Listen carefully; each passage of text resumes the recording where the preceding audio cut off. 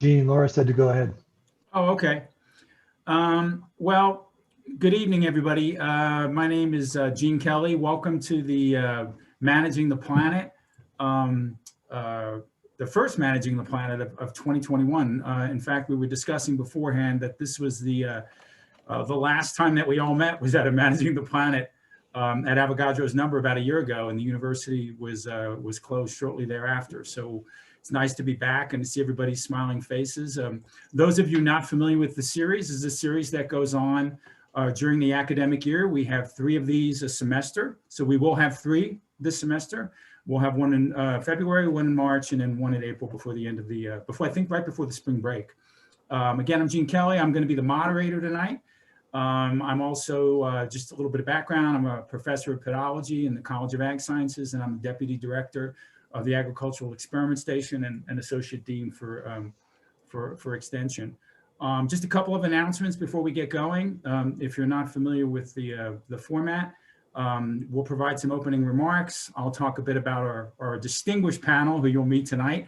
I'll do a little bit of bio work, and then because we're doing a virtual panel, I think what we're going to do is we're going to have some remarks by each of the panelists in terms of their impressions of our title, Regenerating Colorado Rangelands. And then we'll open it up for questions and answers. And so I think what would be a great idea is that if you have some thoughts or questions, please put them in the Q&A box, and we'll talk, we'll bring those to the panel and hopefully be able to address your questions throughout the panel. We'll wind up at about 6:15. Again, I want to welcome you all if you haven't been before.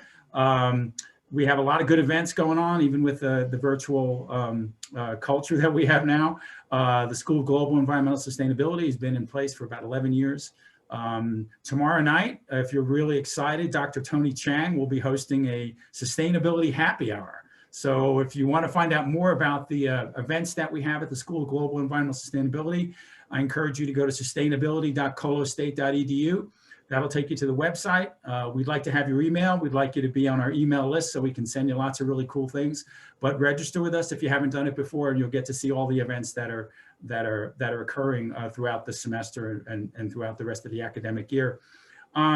If you're not familiar with Managing the Planet, it's a really sort of a very diverse sort of system, and we talk about lots of really good things that are related to and relevant to sustainability issues that are local, statewide, regional, and also global. So we cover multiple topics. We try to stay on issues that are really relevant and that are of interest to our stakeholders, our public, and more importantly, our students. We capitalize on the expertise of our faculty and our collaborators and our cooperators. We always feature an interdisciplinary panel, as you'll see tonight here at CSU, and these are all experts on this topic. And I can verify that they're all experts because I know each of these individuals. And so Rick is shaking his head no. But anyway, so tonight's topic is going to be something that's highly relevant to what's going on now, particularly in Colorado, regenerating Colorado's rangelands, and we say 1 acre at a time. So there are very different approaches, very different models, systems of thought that go into this. And so we'll discuss most of those this evening.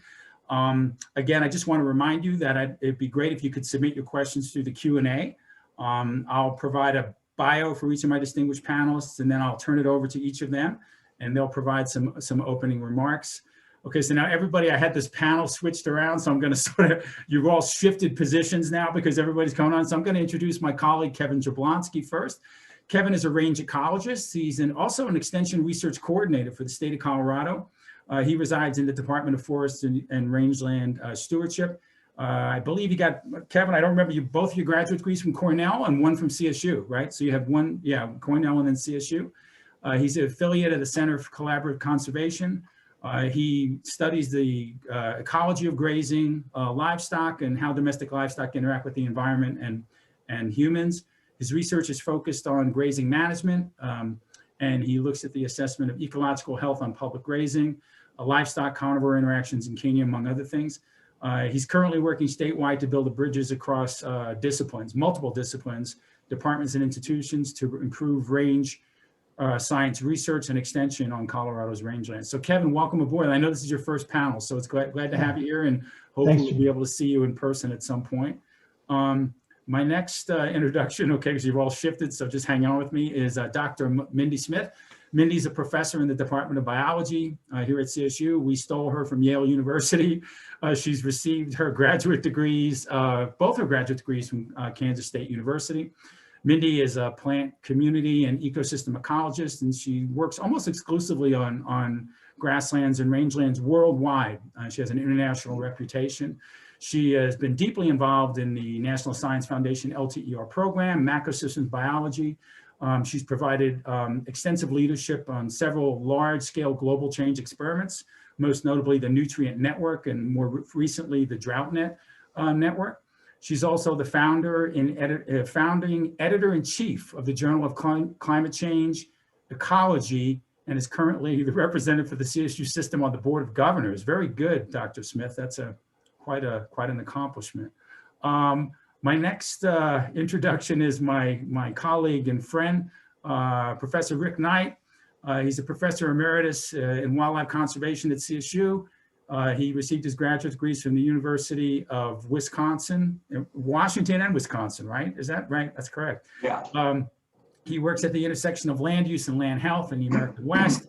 He sits on a number of boards, including the Science Board of Malpai Borderlines Group, the Partnership of Rangeland Trust, the Land Conservationist Assistant Network, and the Colorado Land Library. He is formerly on the board of editors for both conservation biology and for ecological applications. Rick is a well-decorated faculty member, and he was recognized by the Board of Governors for his excellence in teaching. He's also a 5-time recipient of the Student's Choice Award, favorite faculty member in Warner College. And I have to tell you, you'll find that out if you have a guest lecturer in his class, that the students just worship him. I don't think you can ever do better than Rick in his own class. Well, I think he invites me because of my inferior teaching. So anyway, he was also well-published, a scholar. His most recent book in 2020 is 25 Years of Keeping Working Lands in Working Hands, the story of the Colorado cattlemen's and agricultural trust land. Rick, welcome aboard. Nice to see you again, Thanks. my friend. Finally, my newest colleague, Dr. Kim Stackhouse-Lawson. She's the director of the Sustainable Livestock Systems Collaborative. She's also a professor in the Department of Animal Sciences here at CSU, and she received her PhD in animal science from the University of California, Davis. She was also a postdoctoral fellow at K-State University in the College of Veterinary Medicine. The Sustainable Livestock Systems Collaborative was launched to assist the animal agricultural industry in terms of supply chain, promoting animal health and addressing environmental challenges. It's a multidisciplinary approach, brings together the best scientists and researchers with industry personnel and professionals facing our livestock and food systems. Prior to her time at CSU, Kim was the Director of Sustainability for JBS, coordinating all the North American sustainability programs. She was the Executive Director of Global Sustainability for the National Cattlemen's Beef Association, where she developed the first industry sustainability program. She was also the past chair of the U.S. Roundtable for Sustainable Beef. Kim recently was awarded the Distinguished Alumni by the University of California, Davis for the College of Agriculture and Environmental Sciences. She and her husband Spencer have 2 sons, Weston and Callan. Welcome, Kim. Okay, nice to see you. Okay, so we're going to start off with a brief sort of overview of interests and background, and I'll just turn it over to each of my colleagues, and I'll start with Kevin. You want to sort of lead off? Sure. Yeah. Thanks, Gene. And hi, everybody. We can't see you, but we're really glad you're here with us. I thought I'd also note that I'm an alum of the SOGIS Sustainability Leadership Fellows Program. I was part of my PhD work at CSU, a really great program where I learned a lot. So my experience pales in comparison with my colleagues here, so I thought I'd do the dirty work of some definitions for everybody. So what are rangelands?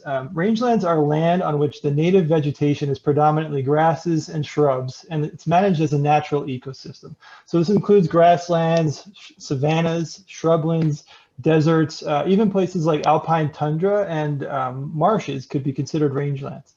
Many people, when they hear the word rangelands, think of some real famous examples like the big open spaces of the American West. They think of the Serengeti and the Masai Mara in Kenya and Tanzania. They think of the Eurasian steppe, Mongolia.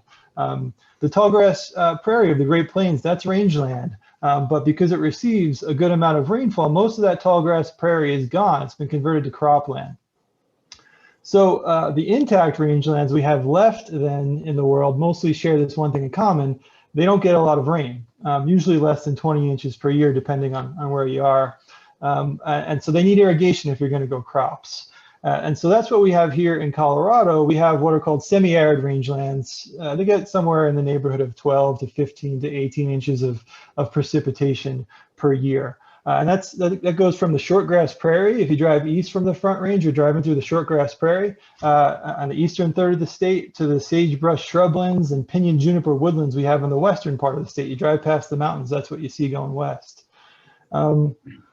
So that situates us sort of where we are in Colorado with rangelands. And then so shifting to the topic of today's panel, just a few thoughts on what do we know about how rangelands work, especially in relation to livestock grazing. We're going to spend most of the panel talking about this, but I'll start with just a few key points from my perspective.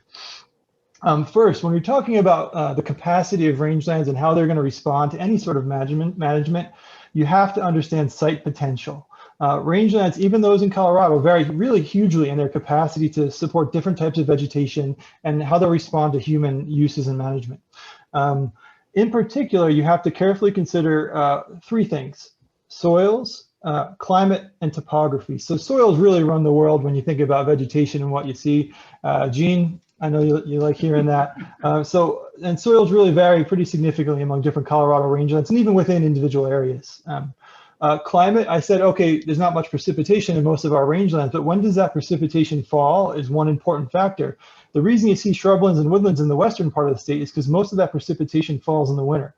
The reason you see mostly grasslands in the eastern part of the state is because most of that precipitation falls during the growing season. There's other factors at play, but those are the big drivers. So second key point on rangelands and what we know, when it comes to herbivores, the plants in many but not all semi-arid rangelands evolved with heavy grazing by large herbivores. Think bison. That means that many rangeland systems are really resilient to grazing, even heavy grazing. And really, even we're learning, require grazing to maintain the vitality of the plants and the vitality of the systems. The plants evolved with grazing. Third point on rangelands and what we know, processes in rangelands can move fast, but generally ecosystem change is pretty slow. We have a hard time with that as humans and as scientists. When we're out looking at a place, we tend to think what we see must be due to what's going on right here, right now. But it turns out that's not always the case. For example, you might see evidence of erosion. That erosion could have been due to a big rainstorm 200 years ago, and it's still recovering from that. For example, specifically on our eastern part of our state, we know that eastern shortgrass prairie is still recovering from the Dust Bowl from the 1930s. There's great papers still coming out about how the plant communities are changing from the Dust Bowl almost 100 years ago. One last point I wanted to raise with these introductory comments is that I think we should all be a little bit uncomfortable with the use of the words degradation and regeneration. I often wonder in the work I do both in Africa and in Colorado, who gets to decide what's degraded and who gets to say what needs to be regenerated. Historically, calling rangelands degraded and blaming it on whoever the local livestock owners were, usually and oftentimes indigenous peoples, was the key way that they've been removed from their lands. Sometimes this was based in pretty bad science where we thought, oh, they must be ruining it, but it turned out, oh, it was during a climatic period when things looked bad and then it recovered once the range returned. But a lot of times it was also based in racism and colonialism. It was usually a combination of both bad science and racism. So these factors are still at play in East Africa. I see it when I do work there. And I wonder if they might be in play just a little bit in these conversations we're having about our ranching lands and them being degraded potentially and them being in need of regeneration. And I think we should all just think about that. Great. Kevin, thank you so much. Dr. Smith, is it okay if I jump over to you since you're next on the screen? Do you want to share your screen, Mindy? You have your... Yeah. Okay, go ahead. Yeah, Alan Knapp told me I had to prepare slides, so I would come and listen to him. So now Alan's fault. Okay, good one, Alan. Yeah. So anyway, you're going to see some slides. Good. No, it's great. Yeah. So let me share my screen. Okay. See if you can share your screen. There you go. All right. I should be able to give you. There you go. Great. Okay. All right. Let me just get the slideshow here. Thank you, Mindy. Yeah. Thanks for bearing with me. Okay. So I just want to give you kind of my perspective on grasslands or rangelands. And as Jean said, I'm a community ecologist, ecosystem ecologist, and I do work exclusively in grasslands. And you could call many of those grasslands rangelands or vice versa, right? So I may be interchangeably referring to the grass-laden systems that I work in as grasslands or rangelands. But if you think about what influences them and historically and currently, kind of the three factors that were crucial in the formation of grasslands and now in their maintenance is grazing, like Kevin mentioned, fire, particularly in the more music side of the grading of grasslands in the US and other parts of the world, and climate variability. And I'm going to focus primarily on climate variability. And the reason that is, you know, this is one of those kind of like big scale and long duration kind of effects that have shaped grasslands for a long time. And they've done so in a number of ways. And so I'll just talk a little bit about that. So one that we know, and what Kevin has already mentioned, is that we know that precipitation is really strong driver of productivity or forage production in grasslands, which cover about 40% of the earth. And I always like to put that number in because everybody says something, their system of choice covers 40% of the earth, and grasslands do too, so do forests, so do deserts, so whoever you talk to. But they do cover approximately 40% of the earth, and their productivity is driven primarily by precipitation. And then, of course, it's modified by grazing and fire. And here, it's no different in the US besides other parts of the world.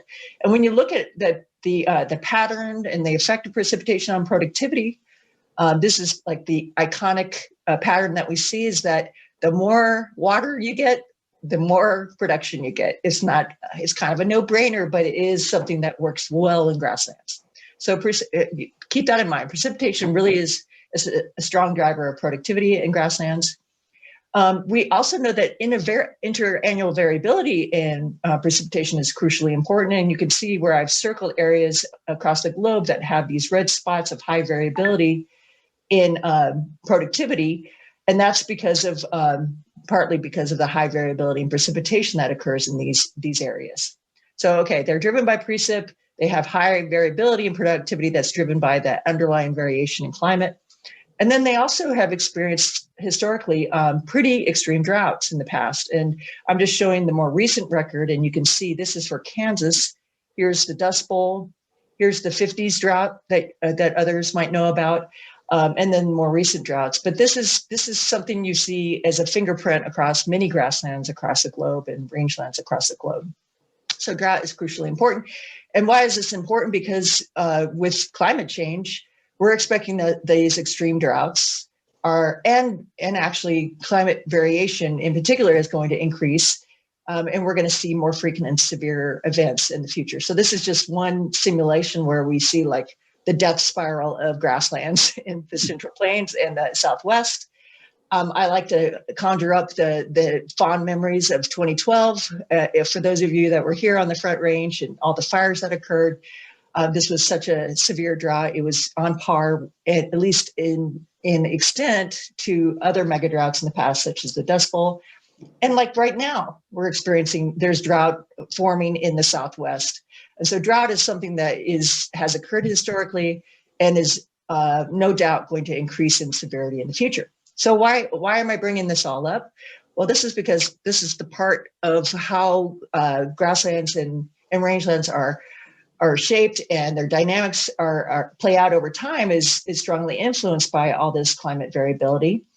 And one of the questions I'm really interested in asking is do grasslands all respond the same to these kinds of extreme drought events? Or is there quite a bit of variation depending on where you are and what grassland type you're looking at? So here's just an example of an experiment that we've done. And so that's something else I can tell you about myself, is that I like to experiment, and I like to do it with shelters and sprinkling experiments across the landscape. And this is just one of these where we excluded rainfall and imposed extreme drought in grasslands from New Mexico all the way to the tallgrass prairie in Kansas.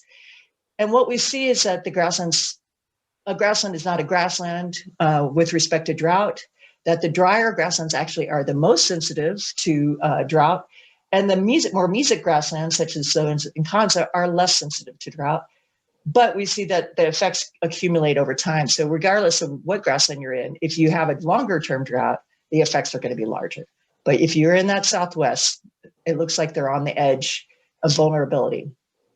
So we're beginning to understand some of the impacts of this climate variability on grasslands, but what don't we know? And that's kind of the crucial part, right? The big piece of the puzzle. And I would argue that what we don't know is how long and how extreme does drought have to be for degradation to occur. Like Kevin was talking about what that means, it may be open to question, but it probably means like, can you graze cattle on it? And I'll just show you one example of a killing experiment that we've got going on, where we've been imposing drought year round, 66% reduction in precipitation, 365 days of the year. And pretty much we have, after 2 years of this, we are down to Dust Bowl levels, you could argue. So maybe it doesn't take that long for this to unfold, for degradation to occur. And then, the big question though is, if you noticed, we don't have grazers here. So how does extreme drought and these other aspects of climate variability interact with a key other forest shaping grasslands and rangelands, which are grazing and fire? And what I think is most interesting and intriguing is, given that drought events tend to be shorter duration, they have an end usually, except for maybe, in the past millennia when they didn't. How do these grasslands, what is it going to take to regenerate them, to get them back to pre-drought levels? So I'll just leave you with those thoughts. This is kind of my perspective. I have no idea how long I talked. I'm sorry, Gene, if I went over my. Great. That's perfect. Great job. All right, I'll stop sharing now. Okay. Dr. Knight, would you like to go next? Okay, thanks, Gene. Yeah, I guess I'll try not to repeat some of the things that Kevin and Melinda have talked about, but one thing that I'm very interested in is the amount of carbon that's stored in the planet's soils. And it turns out it's approximately 2,500 gigatons of carbon that is safely tucked away in our Earth's surface soils. And when we think about climate change, then it's amazing to realize that's approximately 3 times the amount of carbon we have in the atmosphere. So all of a sudden soil becomes extremely important and should never be called dirt, particularly in front of Gene. The other thing, and Kevin and Melinda mentioned this, grasslands or rangelands are disturbance-prone ecosystems. And fire and grazing are 2 of those principal disturbances. And when it comes to livestock grazing, it's nice to think about grazing on some sort of spectrum, where at one extreme end of the spectrum you have overgrazing, and at the opposite end you have overresting.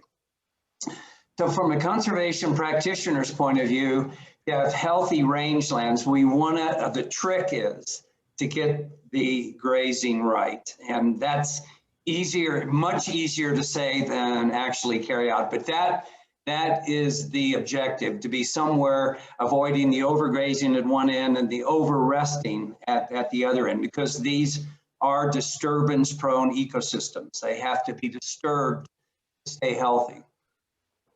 Another thing that's helpful to recall, we have a distinguished plant ecologist at CSU by the name of Tom Stolgrim. And in 1999, Tom and his colleagues published a paper in Ecological Applications where they looked at the amount of nitrogen and carbon stored in soils of grazed and ungrazed rangelands. So they had grazing exclosures adjacent to grazed rangelands. They did this across 5 Western states, and it's important to appreciate the fact that Tom and his colleagues didn't find any difference in soil nitrogen and soil carbon between grazed and ungrazed rangelands. Still, another thing that recently surfaced in a 2019 Ecological Applications paper by Robinson and his colleagues is a comparison of the biological productivity of private and public rangelands across the American West. Now, it turns out the American West, if it feels schizophrenic sometimes living in the West, it should. the American West is about half public lands and about half private lands.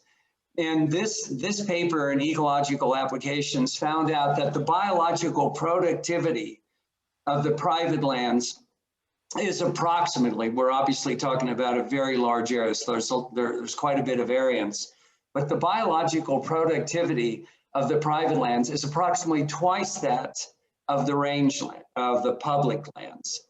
So a relatively crude way of looking at that would be for every acre of private land, that's the biological equivalent of 2 acres of public land. So it points out how extremely important these private rangelands are.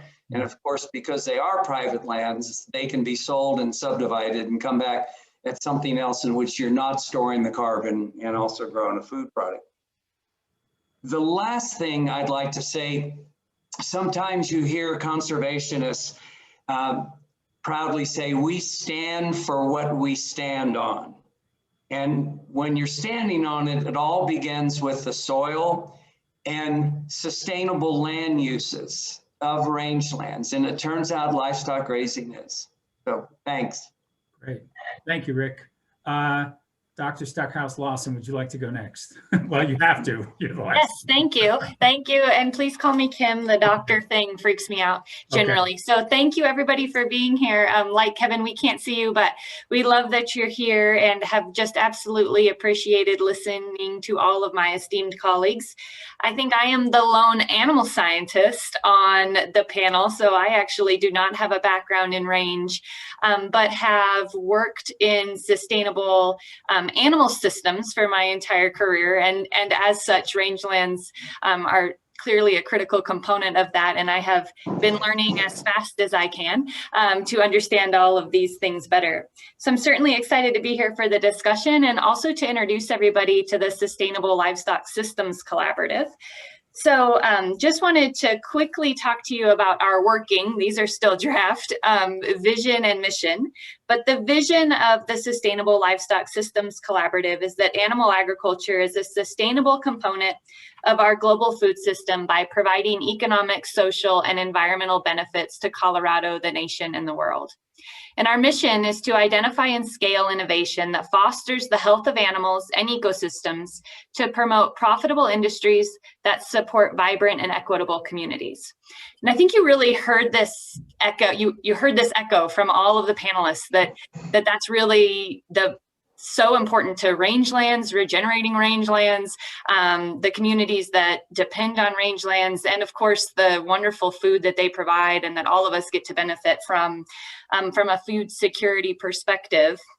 And I think it's really important that when we talk about sustainable systems, that we really ground ourselves in a definition that includes 3 pillars. And that's what we're doing at CSU in all of our sustainability work. And it is duplicative here in the Sustainable Livestock Systems Collaborative as well, where we are defining sustainability as continuously improving social, economic, and environmental stewardship of the livestock system. So I want to shift gears just a little bit and talk about why our understanding of rangelands and our understanding of sustainable livestock systems is so important. And it's because it's actually being driven, as many of you know, from our consumers. And consumers are asking more and more about not just the way that animals are raised, but also about the impacts that may occur from production, and not just of animal production, right? Of food production, of car production.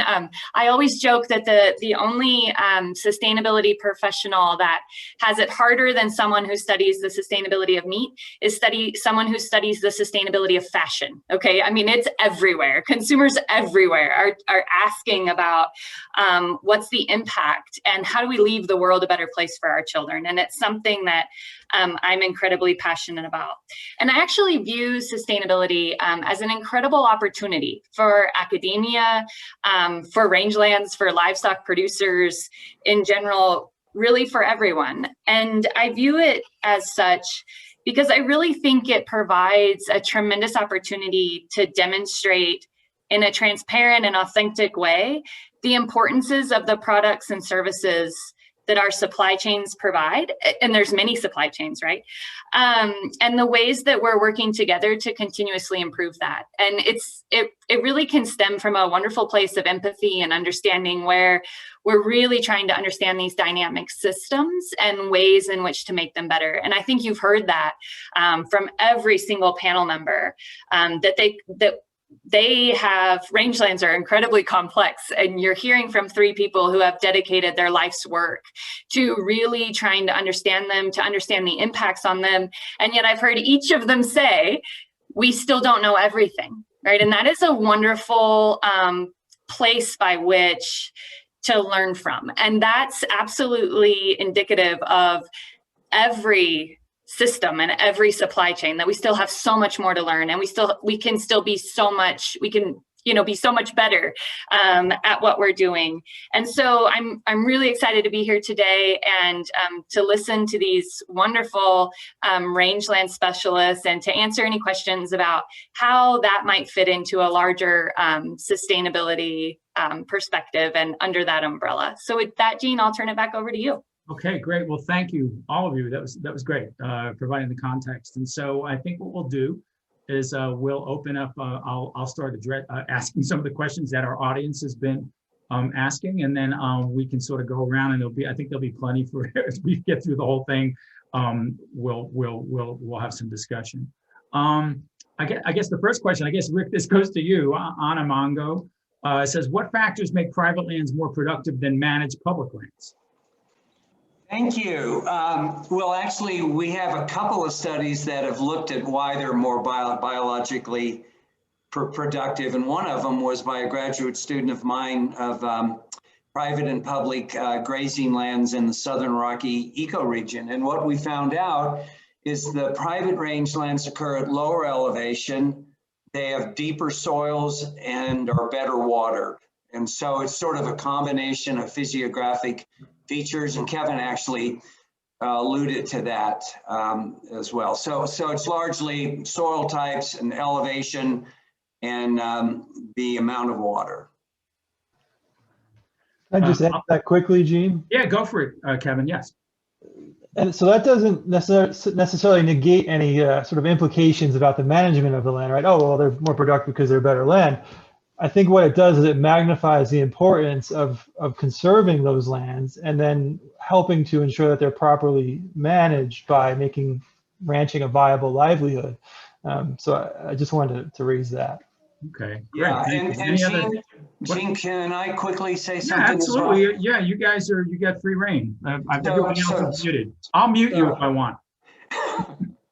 So Kevin really sunk the nail when he said that. So yeah, they are private lands. It's about half of the American West, and they're for sale. They're guarded by the Bill of Rights and the U.S. Constitution. So they can reappear in a moment's notice as endless housing developments. But there is also a concerted effort by private landowners. I'm on the board of the Partnership of Rangeland Trusts, and it's 11 Western states, from Texas to the Pacific Northwest and from the Southwest up to the Northern Rockies, that have agricultural land trusts. And we have about 1,700 ranch families so far that have given up the rights forever on their private lands, on almost 3 million acres of private rangelands to develop them. So they are committed in perpetuity to stay as grazing lands. And so, you know, Kevin's point is spot on. And the neat thing is we're seeing this response from the ranch families to forego the sort of last cash crop and sell the land to a developer. Great. Jean, can I play off of that? Yeah, go for it. Yeah, absolutely. Question back to you, Dr. Knight. Do you view that as sort of an assurance of generational transfer? So one of the things that we know ranchers really struggle with is putting all of the pieces together to really execute successfully transferring the ranch from generation to generation. There's lots of economic policies that make this very difficult, et cetera. Do you see them making those decisions for that reason? And then I have another question on private lands or public lands for Kevin and you. Yeah. Yeah, I think the driving factor is estate planning on private ranch lands. If they put it in a conservation easement, the actual value of the land drops from the highest and best economic use, which is residential and commercial development, to the lowest, highest and best use, which is ag. Yeah. And so, and also there are advantages, there are financial advantages in many cases where the landowners can accrue a certain amount of money for selling, for giving up these development rights. And so that helps put them on a sounder financial footing. Sure. So my next question, is there an opportunity to make these private lands more robust in terms of viability with advancements like virtual fencing and other technologies? And what do you guys think the opportunities are there? Kevin? Yes, I think history, and Melinda could probably speak to this too. I think the history of agricultural innovation has shown that technology can be a double-edged sword. That new technologies can increase profitability and viability, but at the same time they can increase consolidation and make it so there are fewer and fewer farmers in our rural communities, which thereafter go on to sort of slowly die. So I think that there's a precision grazing management coming, and how we manage our livestock on both public and private lands. And I think we need to do the important work to understand as scientists what not only ecological ramifications of those technologies, like the use of collars to control where the animals go is one of the big ones. Not only the ecological ramifications, but the social ramifications. Right. Let me jump into one of the questions here. Mindy, this question is for you. Somebody had a question about the shelters you're using, and they wanted to know, how do the shelters, or do they magnify or impact the solar radiation at your sites while you're doing your drought experiments? Not really. They don't act as lenses like they're indicating, but they do have effects. What they do tend to do is they actually do some shading. So they reduce our radiation by about 10%. And so we often try to account for that with deer netting for control plots or something like that. And they can influence airflow, but it's really quite negligible. And so it's a really relatively easy, you could say, way to impose drought experimentally. Great. Yeah. Okay. I've got a question here. I think this question, I'll just put it out to the group. What might partnering with tribal nations and these land trusts for access to these lands look like? Is there something that has happened or could happen with these trusts? So who would like to take that on? Anybody? Well, Gene, I mean, part of tribal lands are often, well, they're sovereign nations. So I don't actually, I understand there's also privately owned properties on reservations that First Americans own. I don't know of a land trust that actually does conservation easements on tribal lands. Kevin, I don't know if you know anything about that. I'm actually wondering about the nature of the question. If the question is saying that these private lands that are conserved, opening them to public recreational access, it seems to me to be the question. Rick, and you would, I think, know about that. And Nature Conservancy is a good example. Okay. Yeah. It's tougher to get clarification on questions. Yeah. I think you guys captured that. I think, okay. I mean, I guess, Kevin, the issue would be, you're sort of running the statewide program. And I imagine that you'll be having to, you'll be engaging those different stakeholders. So I didn't do, have you been down to the southwest part of the state yet, or any of those areas to sort of work with those groups, or, yeah? With tribal nations in particular? No, not personally. They're certainly engaged in a lot of the conversations we have around rangelands. The Ute Mountain Tribe in the southwest part of the state owns significant ranching land, as I understand it. It's not as big in Colorado as in Arizona, for example. Right. Okay, here's another question. What are the economic impacts of rangelands and the challenges to rangelands? So looking at the I guess they're talking about the economic impacts of rangelands, and then maybe, I guess the question is about the impact of the economy on rangelands as well. I've got something to say, and I can tell that Kim does as well. So like many of us, we have probably spent decades of our life listening to people talk about a sustainable economy. I mean, we hear it constantly, and in the news, teachers throw it out in their classroom lectures, and to the point where I was actually getting kind of tired of hearing the word. And I think the problem was I never had teachers that could actually illustrate it with an example. And then one day, after working with ranch families across the West for 25 years, it dawned on me, this is a sustainable economy. A sustainable economy is not lucrative. And so that gets to that question. It flirts on the economic margins of profit and loss. And so it can have a year of loss or 3 years of loss and a year of profit. It's not a lucrative profit, it's a marginal profit. So I would say as a land use and as a livelihood, it's probably the best example I can think of right now in Colorado, at least, of a sustainable economy. The other thing, and this is the genie that's out of the bottle now, and that's these unrecouped values of ecosystem services. So private landowners are the custodians of two goods, right? The private good, which is the livelihood that comes off the ranch, like the calves, the calves when they're weaned in the fall and sold. But they're the custodian of these common goods, and we now call them ecosystem services. But we simply don't have functioning marketplaces where the landowner who's generating these things that promote all of our happiness, health, and directly or indirectly our livelihoods, our economies, they're not being compensated for them. So there's sort of a benefit, a benefit that comes off of well-stewarded private lands.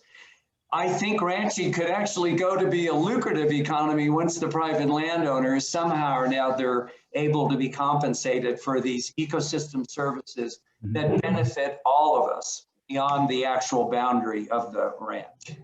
Okay. Any follow-up? Okay, I have another question here from the audience. To the panel members, do you feel that carbon emissions from livestock should be considered differently than those from fossil fuels? Emissions directly from livestock are a part of the biotic carbon cycle from vegetation animal to the atmosphere and will be reabsorbed into the vegetation, whereas emissions from fossil fuels come from carbon stored carbon that would not otherwise be released into the atmosphere, or at least not for a really long time. So yeah, you did need an animal scientist on your panel. I'm so excited.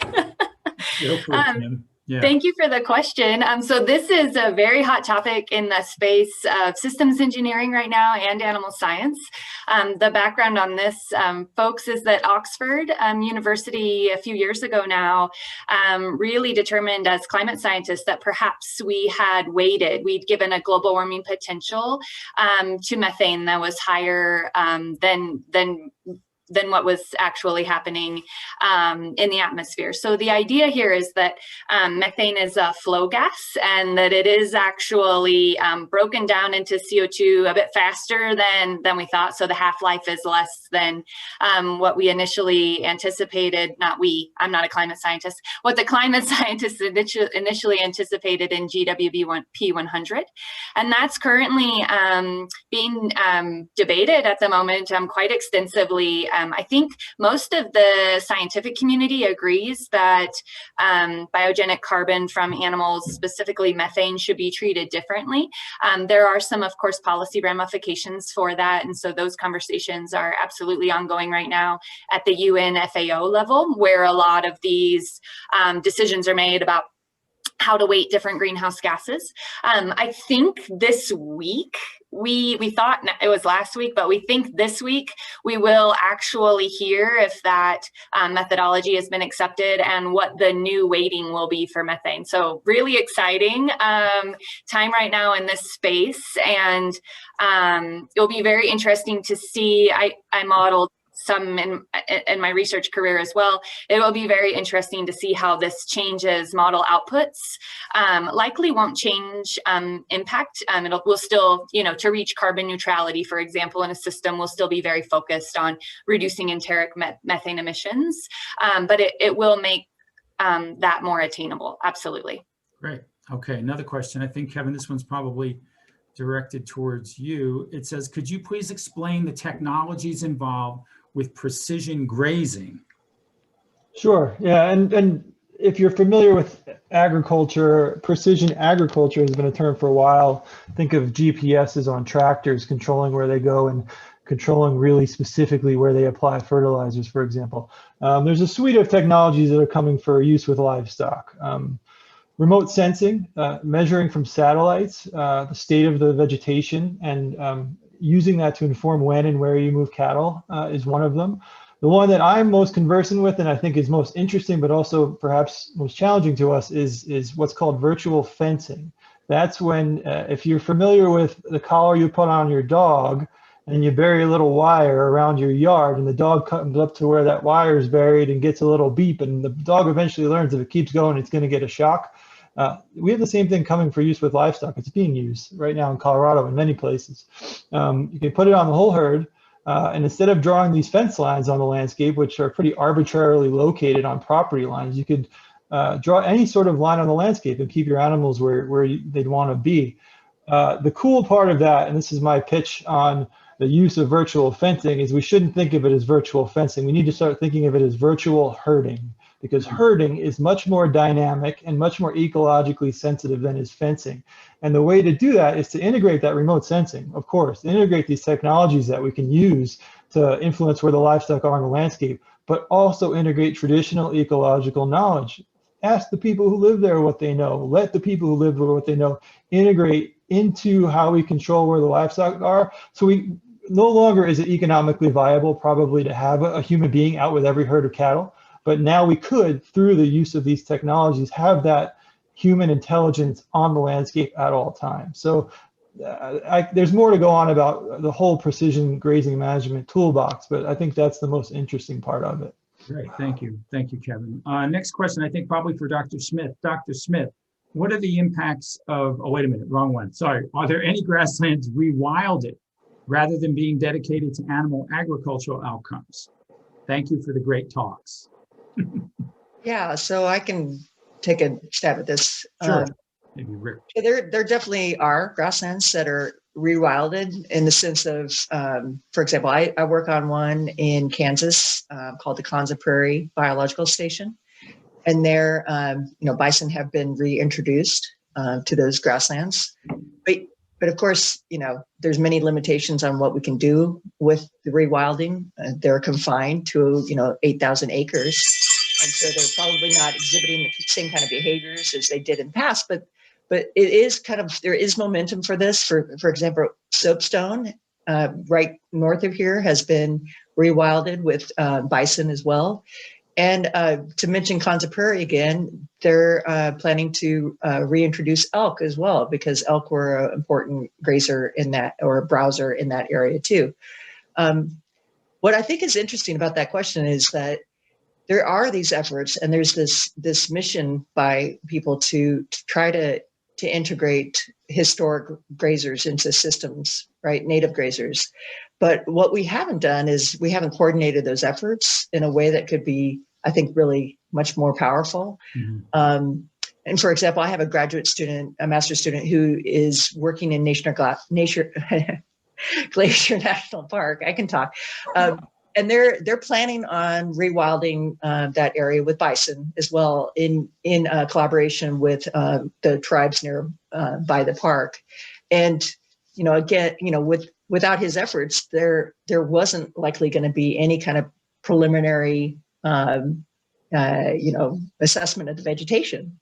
And so anyway, that's one of my kind of things I'm really interested in, is like, how can we take advantage of these rewilding efforts, be them small or large, and the diversity of animals that are being reintroduced, to try to understand how what effects they have, how they compare to cattle, etc. Great. That's my spiel about that. Thank you, Mindy. I think this will go to the group. Gene, sorry, can I Go say ahead. one Go, thing? Kevin, I'm sorry, go. Yeah. I'll be brief. No. I love the rewilding stuff. I love reintroduction of the native grazers. We basically replace tens or hundreds of millions of native grazers with cattle throughout most of the Western U.S. And that's, people have different opinions on that, of course, but I love the rewilding efforts. But one of the cool things about rangelands, I came from New York State to Colorado and became a range scientist, is that rangelands are wild spaces. They're wild spaces. They're natural ecosystems. They might not have the full complement of native species, but they're not completely managed for a crop production like most of our pastures in temperate systems. And some folks might have seen circulating several months ago sort of a map of the US that showed the different land uses. It was really commonly just going everywhere. And the biggest one was grazing, right? But the big mistake in that was the assumption that cattle are always on every spot of that land, and they're not. They're on most of that land for a small portion of every year, and the rest of the year, drive around the Western United States, those are wild spaces with pronghorn and coyotes and all sorts of birds and insects. And so the cool thing about rangelands is that in many ways they are wild. Great. Okay. Excellent. This will go to the group. What are the impacts it says, what are the impacts of renewable energy generation expected on rangelands and the future of rangelands? So the energy development in Colorado, really relevant in terms of the Eastern Plains. And anyway, Kim or somebody want to, any thoughts on that or any?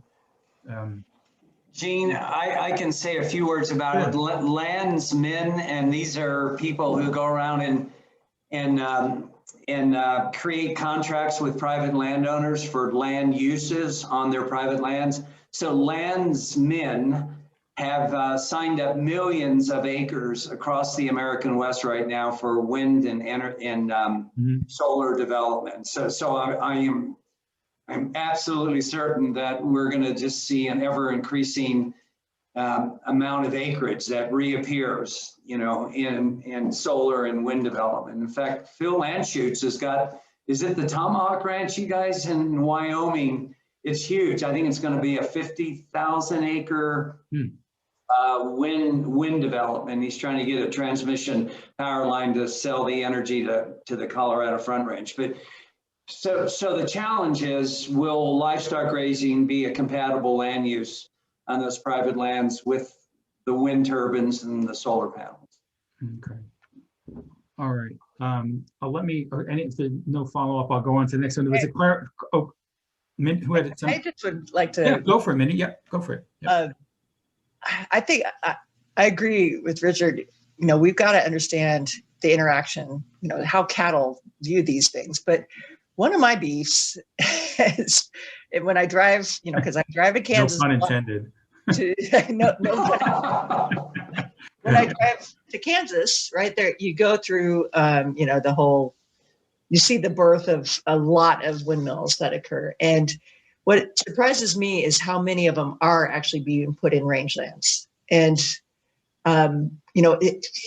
it would be great to know if there's a targeted approach to thinking about putting these in more marginal areas. Like, why do we put them, in what are often intact rangelands when they could be potentially put in more marginal areas and still be effective? Anyway, that's something I don't know about, but I ponder that every time I drive to Kansas.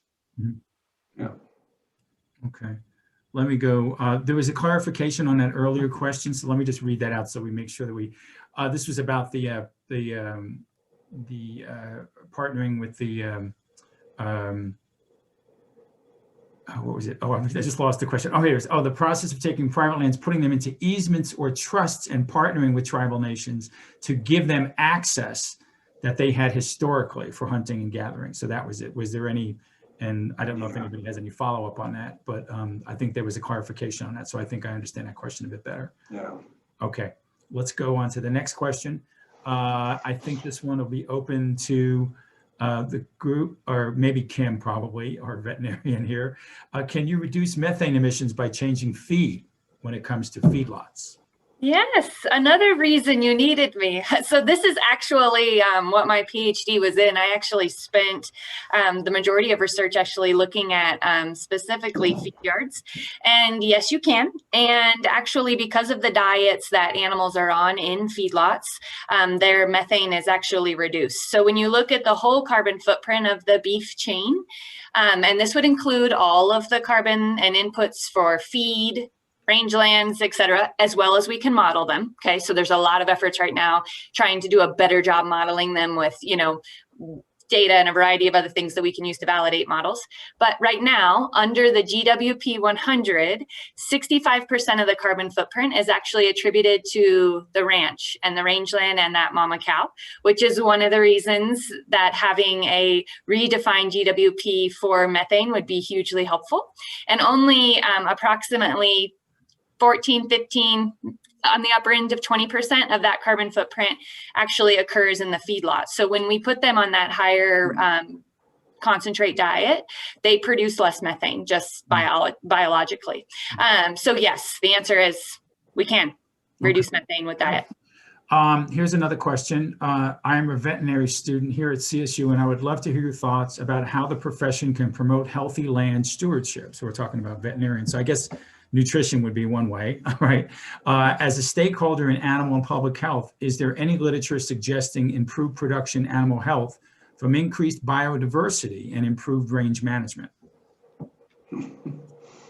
Kevin, maybe, or Mindy, and biodiversity? Or yeah, I don't think so. Others can weigh in from a head shake, but I'm actually really excited about the intersection of health and sustainability, and it's something that has not been explored well at all on the public health side, nor on the animal health side.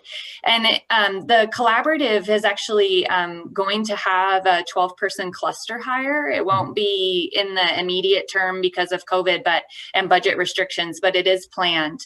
And the leadership team pulling that list together is actually leaning in significantly to this intersection of health and animal health, public health, how that relates back into ecosystem health. And I think it's really a tremendous opportunity selfishly for CSU to own, but also we have such strength here with our veterinary school, our epidemiologists, our pathologists. I really think we could help define that looking forward. So excited to hear there's interest from students. Okay, next question. I know who this one's directed for.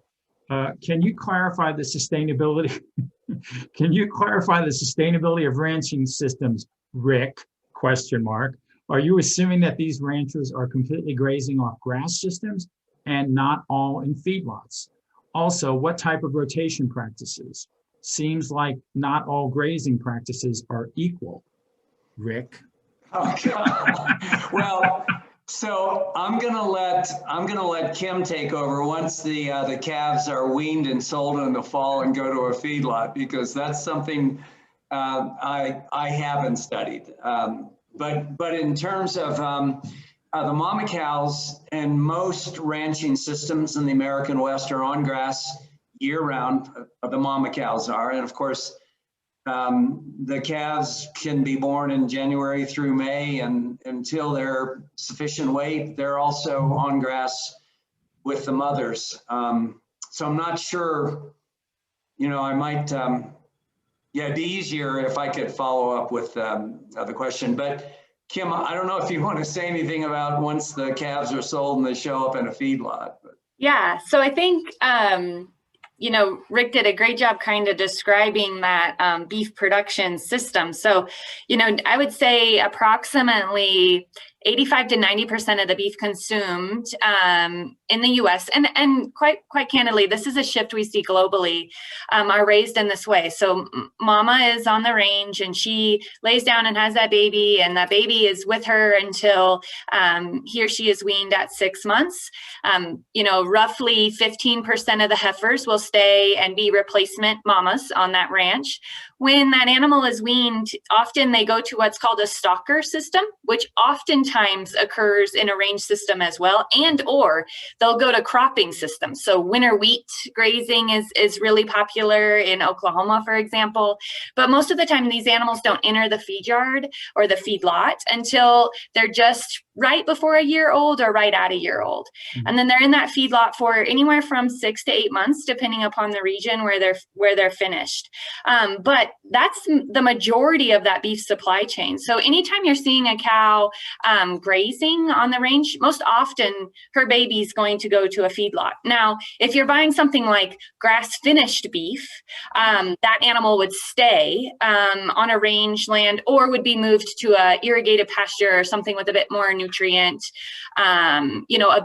basically ability for, or capacity for the animal to kind of grow on. And then that might be a completely grass finished. So there's a difference, grass finished product. And then to just answer a little bit the question, I don't know much, I'm not an expert in grazing, but I have learned just how important adaptive grazing is, and that these adaptive systems, that the local individual really manages their local ecosystem and what makes the most sense for them, because there's such drastic diversity in our range systems. And so I think that's been pounded into my head from my range scientist friends, that there's not a one size fits all approach. And it's really about that individual managing their local ecosystem.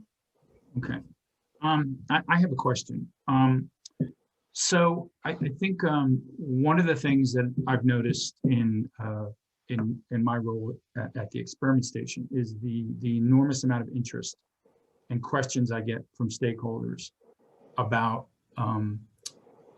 grazing practices and the animal industry, in fact, the livestock industry, in terms of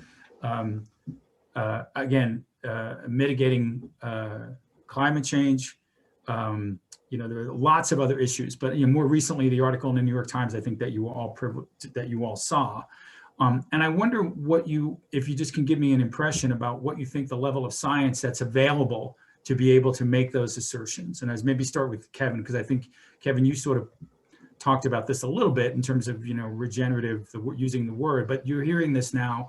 And I'm just, I have my own view on this, but I'm curious as to how you think the science is there to support this or not, or where do we need to go with the science on this? Yeah. So regenerative, as I understand it, refers to more than just carbon sequestration. So that's a place to start there. Regenerative to me means we're focusing on the soil, is what I love about regenerative approaches.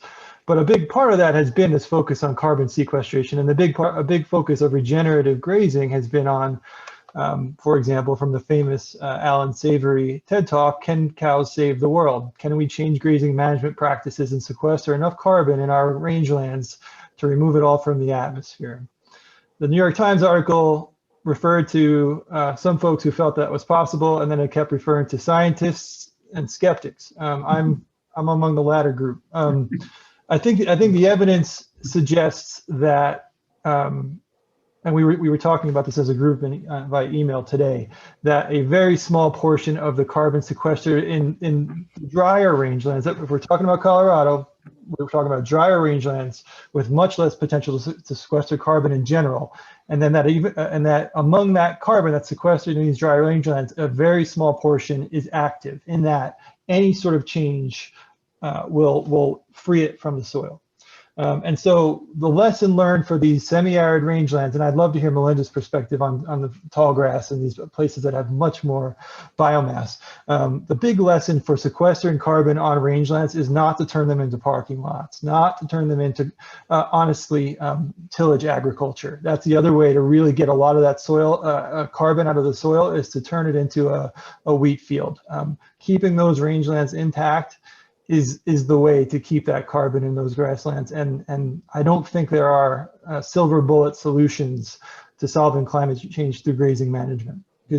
So Mindy, maybe following up on that, you've been across lots of diverse grasslands across North America. So what do you see the same thing? In other words, that the idea that maintaining the integrity of a rangeland rather than converting it to cultured systems, but the concept of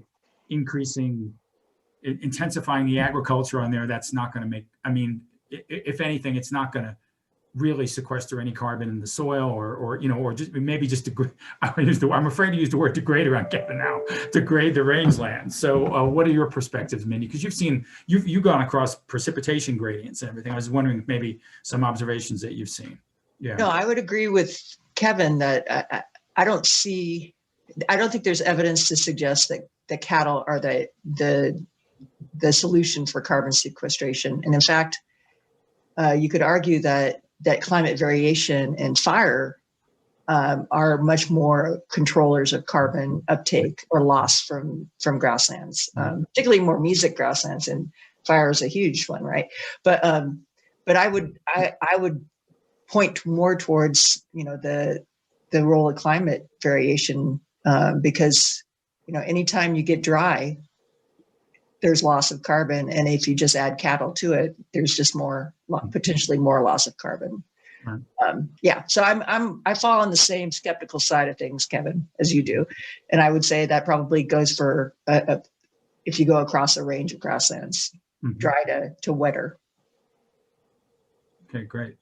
Okay, so this is a pretty long question here. Okay, what incentives are there for conservation of rangeland forbs, especially those important to native pollinators? Have they been effective? Wow. That's a good question.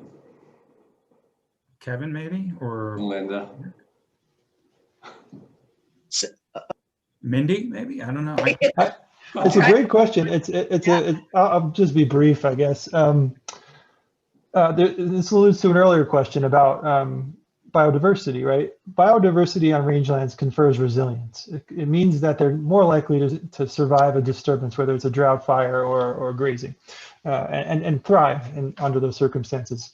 Forbs, if you ask most ranchers about forbs, and what we mean by forbs are sort of broadleaf plants, wildflowers, the things behind me on my screen here, historically they were not very interested in that. And I could go on a soapbox here, but we've learned they are hugely important to cattle production and health because they have different types of nutrients. And so it's important to support it from a productive standpoint, that biodiversity. How do we incentivize that biodiversity? We incentivize it by incentivizing proper management. And proper management, these systems recover. They recover when grazing is a properly managed aspect of the system, when it's not converted into other uses. These systems will recover and they will be fully biodiverse. I think we incentivize it in the same way as we incentivize all the great things we're talking about here. Great. Okay. Any other follow-up? Okay. I'll follow up on that. Go ahead, Mindy. Go. That what we know about a lot of the grasslands, at least in the U.S., right, is that they tend to have this kind of variation in species abundances where the grasses are the big major players, right? They're the most abundant, and that's what cattle, you know, want to eat. Like that's what people try to promote, at least historically in grasslands, is the forage for cattle. But as you know, along the lines of Kevin, not only are they nutritionally different, but they also respond different to climate variation. And so they can be this kind of like storehouse of forage that grasses may not, you know, they may not respond the same way as these forbs do. And so thinking about diversity in that way as well, of how they manage to respond to variation in the environment is important to recall. But like what I know from my experience in the tallgrass prairie is that there were cattle ranchers that used to spray for the forbs, you know, because they wanted to promote grass. And that's indeed why tallgrass prairies burned every year or every 2 years in the region, is to promote grass. And so that's at the expense of forbs. So there's this, you know, thinking about incentivizing that and saying, you know, trying to educate and promote the idea that there's something more you can get from forbs that you wouldn't, maybe is not on the radar for a lot of cattle ranchers, would be really useful. Right. Okay. Let me go through. I think we've got time for one more question here, and then we can sort of, I think you can all chime in on this one. How do we integrate social justice with Enlightenment regenerative range management? Many emerging tools to better manage native grassland systems are affordable by, you know, when they say think virtual fencing, or awarded to, think qualifying for purchase development rights, large corporations. So many resources and programs are essentially unavailable to small and family-size scale ranches. The outcomes are unintentional, but provide a real advantage given to making bigger better, while discouraging beginning or disadvantaged ranchers. What ideas can the panel offer about resources and how they can be shared more equitably? That's it. And we've only got about 4 minutes, so you guys got to roll through that one. So anyway, what do you think? Anybody, any thoughts on that? Come on, Rick. You've got something on this, Rick. Come on, Kevin. I see you smiling, Rick. Come on.